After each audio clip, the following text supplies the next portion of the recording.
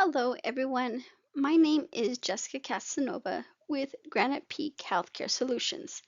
Today, we're going to take a closer look at enhancing care through ancillary services and effective communication pathways. Together, we'll explore practical approaches to weaving these services into daily operations so that care isn't just compliant, but also dignified, supportive, and truly person centered. Let's dive in. Today's objectives highlights how ancillary service enhance comfort, independence, and dignity. These supports go beyond routine care, addressing issues that directly affect mobility, nutrition, safety, and connection. By the end of this session, you'll walk away with practical strategies to identify needs and make timely referrals, communication approaches that remove barriers and support true person-centered care, documentation practices that strengthen compliance and survey readiness. Together, these tools will help you integrate ancillary services and communication into daily practice, delivering care that is both compliant and compassionate. What are ancillary services and why do they matter? When we think about care in long-term care, we often focus on nursing. But true whole person care takes more than nursing alone. That's where ancillary services come in. Ancillary services are the supportive care systems that complement nursing. They address comfort, safety, and quality of life, each one vital in its own way. Audiology helps residents hear and communicate while also reducing the risk of falls. Dental services protect oral health, which directly impacts nutrition and infection control. Podiatry keeps residents mobile by preventing ulcers, reducing falls, and avoiding hospitalizations. Optometry preserves vision, which supports independence and confidence in daily living. Why do they matter? Because they do more than treat problems. They enhance dignity, strengthen communication, prevent complications, and promote well-being. Together, they make care truly person-centered. Let's talk about audiology. Why do you think hearing evaluations matter? Hearing loss isn't just about sound. It's about safety, cognition, and quality of life. This is especially true for residents living with dementia. When hearing loss goes untreated, it can worsen confusion, frustration, and isolation. Some key impacts to keep in mind are safety. Missed alarms or instructions increase the risk of accidents. Socialization. Residents may withdraw, leading to depression and isolation. Cognition.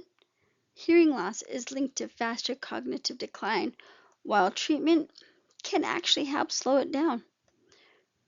What tools can help, you think?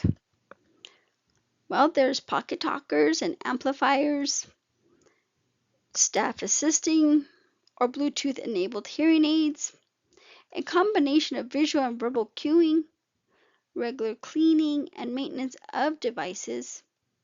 The outcome, you say? Well, residents will then understand more, feel less anxious, and stay engaged. Most importantly, they feel respected, connected, and heard. Let's talk about dental care. And why do you think dental care matters? Oral health is more than just teeth. It's actually about dignity, comfort, nutrition, and even infection control. When dental care is neglected, the effects ripple from far beyond the mouth. Some key risks, if neglected, are pain, where residents may eat less, leading to decline and weight loss. Infections, poor oral health can trigger pneumonia and worsen chronic conditions. Denture issues.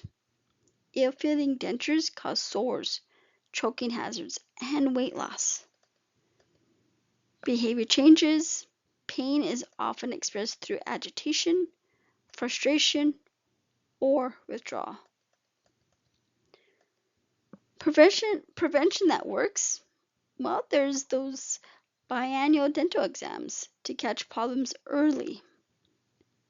Proper denture fitting and maintenance. Daily oral hygiene supported by staff. Monitoring for subtle changes in eating or mood. You ask what that outcome is? Well, residents stay comfortable, eat better, avoid silent suffering, and maintain their health and dignity, one smile at a time.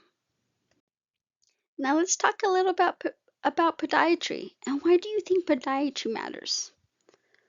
Foot health is essential for mobility, comfort, and safety, especially for residents with diabetes or circulation issues. Neglecting podiatry care can create serious risks that affect independence and overall health. Some risks without podiatry care include neuropathy, ulcers, infections. These can lead to hospitalizations or even amputations. Another one is painful feet. Pain changes how residents walk, increasing falls and decreasing independence. So, what do you think podiatrists provide? Well, they can provide safe and skilled nail care, and that's where those regular visits come in. They could provide early detection and treatment of ulcers, orthotics and supportive footwear for stability. Regular podiatry care means fewer falls, better mobility, and more independence, helping residents stay active, safe, and comfortable. Typically, a regular podiatry care is every 2 to 3 months. However, if a resident has a diagnosis of diabetes, depending on the insurance, they may be able to receive podiatry services at least monthly. Definitely, you want to check in with their insurance first. All right, so let's take a deep dive into ancillary service documentation and how that can look like. Good documentation isn't just paperwork, it's the key to compliance, communication, and definitely continuity of care. Providing a shared ancillary calendar or even a board can help keep services visible to the entire team at the facility. That's something you'd want to keep updated so that no visits are missed and everyone knows when providers are in the building. Also, providing a whiteboard with the date next to the service can also be provided outside the social services office, so then residents or even a family member can know when that next service is going to be visiting the facility. So if they see that they have a concern with dental or even optometry, they could be or mention it to someone like, hey, I need to see them. Can you add me to the list? And there you go. You could easily add them to the list to ensure that they're on the next visit. Progress notes are important, but you want to just make it simple, such as, resident was seen by podiatry on August 25th, 2025. And And then, of course, you want to make sure that that progress note from the provider is uploaded, because in that same note, you could say, please see miscellaneous tab in PCC for more details. This can create a clear, traceable record for surveys and team communication. Care plan integration. Don't stop at the visit. Let's translate the findings into care plans. That means identifying the problem, setting goals, and writing interventions so ancillary service care becomes ongoing support, not just a one-time event. Remember, If it's not documented and care planned, it's not coordinated.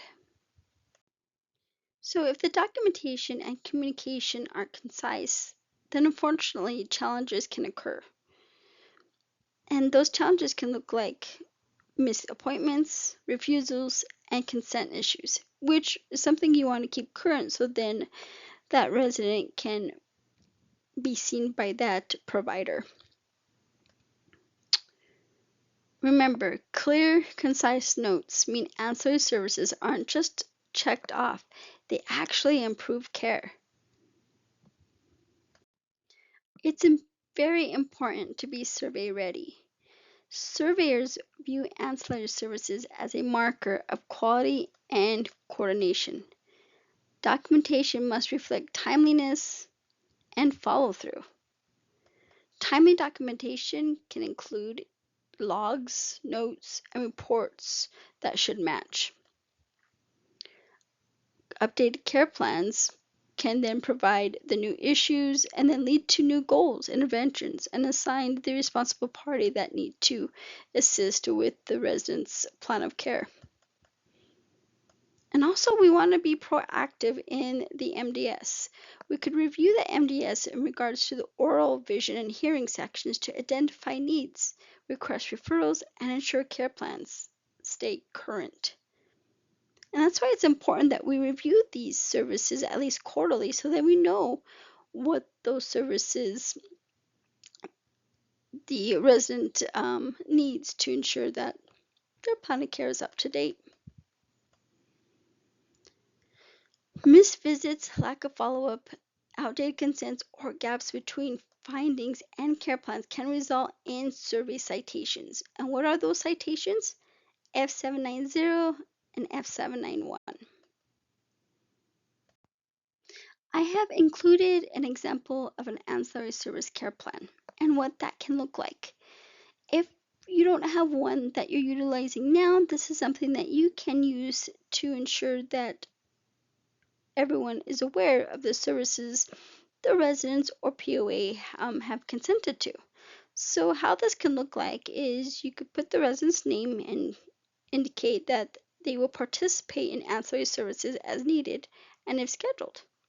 The resident is interested in the following services but declined to visit audiology. And you could just list those down there as you can see under the focus. However, some facilities like to put the date that they were seen, but if you do that, you want to just make sure that it's updated every time they have that visit. Also, implying that they received dentures is where you could also indicate this as well, because then the care plan will support your documentation. The goal could look like something like the resident will continue to participate in ancillary services as needed and is scheduled throughout the next review day. Intervention, an example would be social services will review ancillary services as needed and quarterly. And the reason why I say quarterly is because the assessments that you have to complete quarterly can help with establishing that need for the ancillary services. It's important to understand those communication barriers. Clear communication is at the heart of person-centered care, and it's also a regulatory requirement. Ignoring barriers doesn't just risk citation, it risks residents' well-being. Some common barriers are deaf, hard of hearing, which can lead to difficulty following conversation, especially in a noisy or group setting, blind or visually impaired, which can lead to unable to access written or visual cues, language barriers, which is a risk of misunderstanding care plans, consents, or medications. The impact of unaddressed barriers can lead to misunderstood instructions, overlooked pain or needs, social isolation, residents mistaken as confused or non-compliant. Let's talk a little bit about resident rights.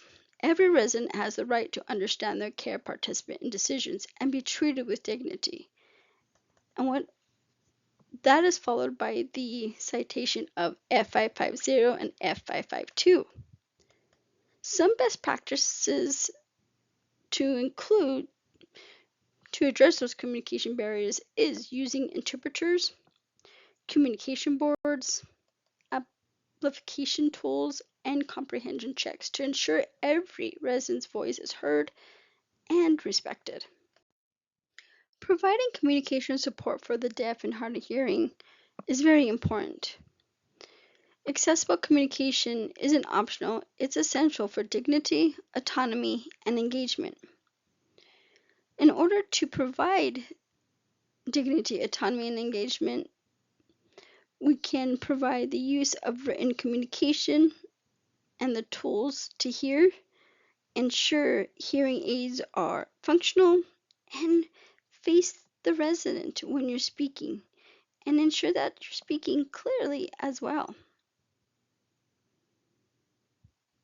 Sometimes the simple things can make a big difference. Some best practices for the blind, visually impaired are introduce yourself every time you enter. Replace gestures with clear, descriptive language. Even provide large print, audio, tactile markers, or braille as needed.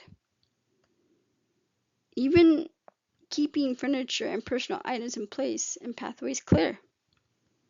Also, use directional cues and reinforce schedules to reduce confusion. Sometimes when you maximize the natural light and reduce glare and use strong contrast can support that visibility. These small intentional adjustments can definitely promote safety, independence, and dignity. For residents with language barriers, it's important to access professional language services. This can protect safety, autonomy, and dignity. Some best practices are providing certified interpreters, which is a in-person phone or even video services. Never uncertified staff. Translated documents provide admission forms, consents, rights, grievances, and care plans in the resident's preferred language. Avoid family interpreters. Family members may introduce errors, bias, or privacy risks.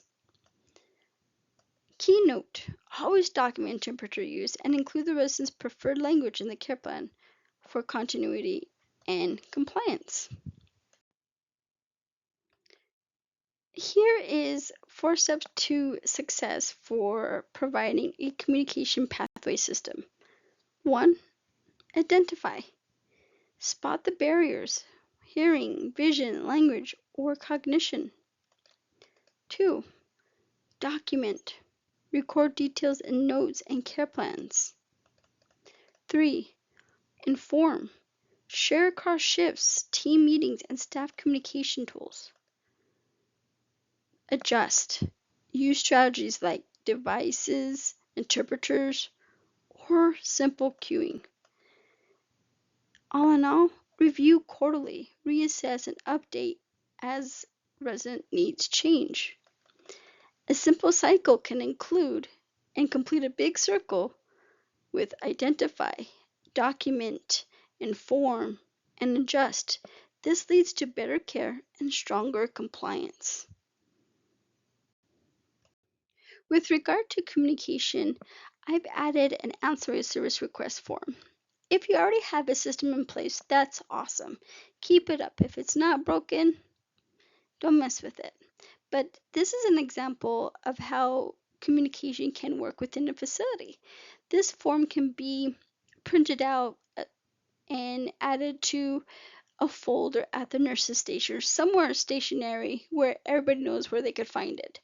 If a resident comes up to any team member, they can fill this form out, put it back in the folder, and then the social worker or designee can pick it up in the morning or later that day to ensure that that resident's name is on that list for the provider they're requesting.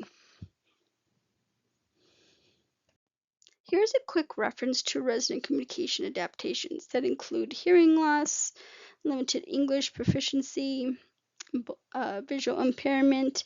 All in all, with having these reference, this can help promote resident dignity and safety and meet the FTAG requirements for F550, F552, and F740. And definitely can encourage meaningful participation in care. Effective communication isn't optional. It's a federally protected resident right. Here are a few key FTAGs. F550, which is dignity and respect. Residents must be addressed in a way they can understand. F552, right to be informed. Requires interpreters, translations, or simplified language when needed. F740, person-centered care. Communication must be individualized. No one size fits all. Why does this matter?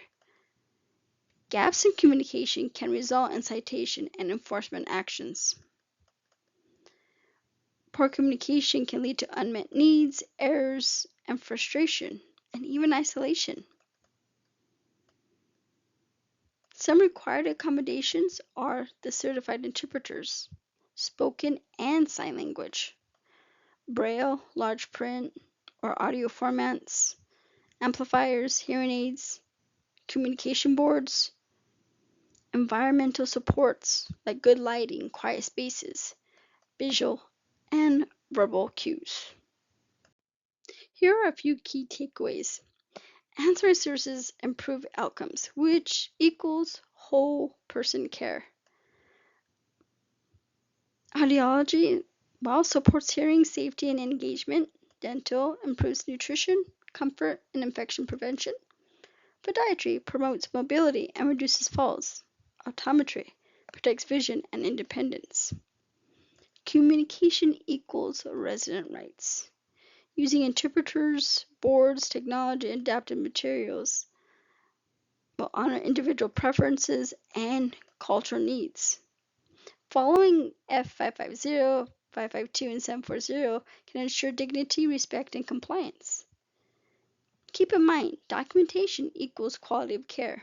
Recording all ancillary services and communication accommodations can keep care plans current, specific, and individualized. And most definitely, support survey readiness and team coordination. Here's a final thought and reflection.